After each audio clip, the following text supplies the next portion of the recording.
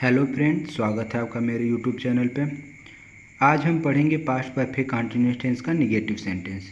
इसके पहले वीडियो में हम लोगों ने पास्ट परफेक्ट कंटीन्यूअस टेंस के अफर्मेटिव सेंटेंस और उसके पहचान की बात पढ़ा और हमने देखा कि किस तरह से पास्ट परफेक्ट कंटीन्यूअस टेंस के हिंदी वाक्यों को इंग्लिश में ट्रांसलेट किया जाता है। इस वीडियो में हम जो है कि पास्ट परफेक्ट कंटीन्यूअस टेंस के नेगेटिव सेंटेंस के बारे में पढ़ेंगे। तो देखते हैं पास्ट परफेक्ट टेंस का नेगेटिव सेंटेंस का स्ट्रक्चर क्या होता है। तो सब्जेक्ट लिखते हैं सबसे पहले। सब्जेक्ट के बाद हेल्पिंग वर्ब हैड, हैड के बाद नॉट लगाते हैं, नॉट के बाद बीन, उसके बाद मेन वर्ब की फर्स्ट फॉर्म में आईएनजी जोड़ते हैं और लास्ट में ऑब्जेक्ट लिखते हैं। ये हमारा स्ट्रक्चर होता है, subject had plus not plus been plus main verb की first form plus ING plus object. तो चलिए इसको कुछ एग्जाम्पल के द्वारा समझने की कोशिश करते हैं। पहला एग्जाम्पल है, मैं 3 दिनों से गणित नहीं हल कर रहा था। हमारा ये टेंस जो है पास्ट परफेक्ट कंटिन्यूअस टेंस है क्योंकि लास्ट में रहा था और समय भी दिया हुआ है 3 दिनों से। तो मैं क्या होगा, सबसे पहले सब्जेक्ट, सब्जेक्ट आई, मैं, आई के बाद had, helping verb had not been solving, math कितने दिनों से, 3 दिनों से, for 3 days। I had not been solving math for 3 days। तो मैंने आपको सिंस और फार का यूज़ बताया था कि सर्टेन टाइम के लिए सिंस लगाते हैं, जैसे सोमवार, मंगलवार, बुधवार, 2 बजे से 3 बजे से, सुबह से, शाम से, दोपहर से, कल से, इन सब के साथ सिंस लगाएंगे। और फार जो होता है अ पीरियड ऑफ टाइम के लिए होता है जो अनसर्टेन होता है, जैसे 2 घंटे, 3 घंटे, 2 दिनों से, 4 दिनों से, 1 हफ्तों से, 1 महीनों से। तो इन सभी चीज़ों के साथ फार लगाएंगे। नेक्स्ट सेंटेंस है, तुम 1 हफ्ते से स्कूल नहीं जा रहे थे। तुम का यू, और हमें पता है सब्जेक्ट के बाद हैड लिखते हैं। कोई भी सब्जेक्ट हो सबके साथ हेल्पिंग वर्ब हैड का यूज़ होता है।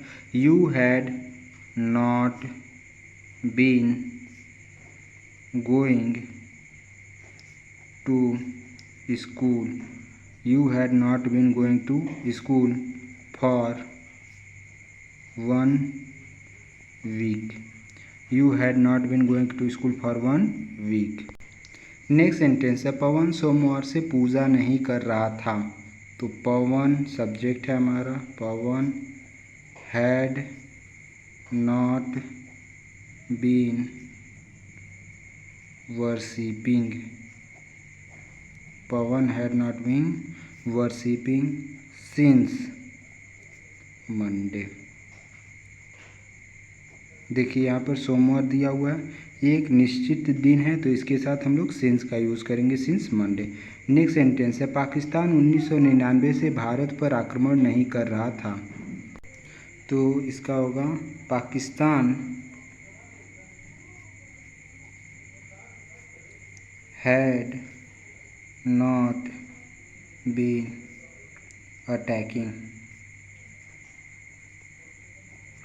On India since 1999। पाकिस्तान 1999 से भारत पर आक्रमण नहीं कर रहा था। Pakistan had not been attacking on India since 1999। Next sentence है, मैं 1 महीने से अपने भाई को पत्र नहीं लिख रहा था। तो मैं क्या होगा, I had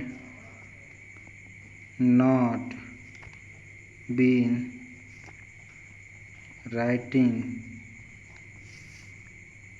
letter to my brother. 1 महीने से, फॉर 1 month।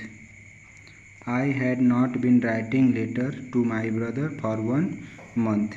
नेक्स्ट सेंटेंस है, वह सुबह से तुम्हें गाली नहीं दे रहा था। तो वह क्या होगा, he had not been abusing you since morning। सुबह से दिया हुआ है तो सिंस मॉर्निंग लगाएंगे, morning. He had not been abusing you since morning. Next sentence है वह एक हफ्ते से बारिश नहीं हो रही थी। एक हफ्ते से बारिश नहीं हो रही थी, तो it had not been raining. It had not been raining for 1 week. It had not been raining for 1 week. Next sentence है मैं जन्म से यहाँ नहीं रह रहा था। मैं क्या होगा, I had not been living here since birth. अब जन्म से तो ये निश्चित समय, क्योंकि जन्म जो है कि किसी एक निश्चित दिन पे हुआ होगा, तो सिंस बर्थ। नेक्स्ट सेंटेंस है तुम 2 बजे से पढ़ नहीं रहे थे, तो तुम कहोगा you had not been studying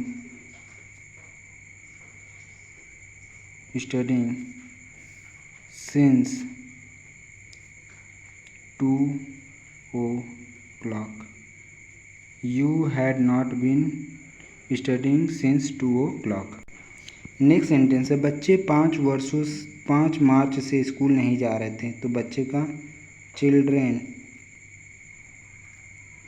had not been going to school since 5 March. क्योंकि 5 मार्च हमारा सर्टेन टाइम है, तो सिंस 5 मार्च। तो ये हमारा पास्ट परफेक्ट कंटीन्यूअस टेंस का निगेटिव सेंटेंस था। हम लोगों ने निगेटिव सेंटेंस के हिंदी वाक्यों को इंग्लिश में ट्रांसलेट करना सीखा। अगर आपको वीडियो पसंद आए तो लाइक, सब्सक्राइब और शेयर कीजिए। Thank you.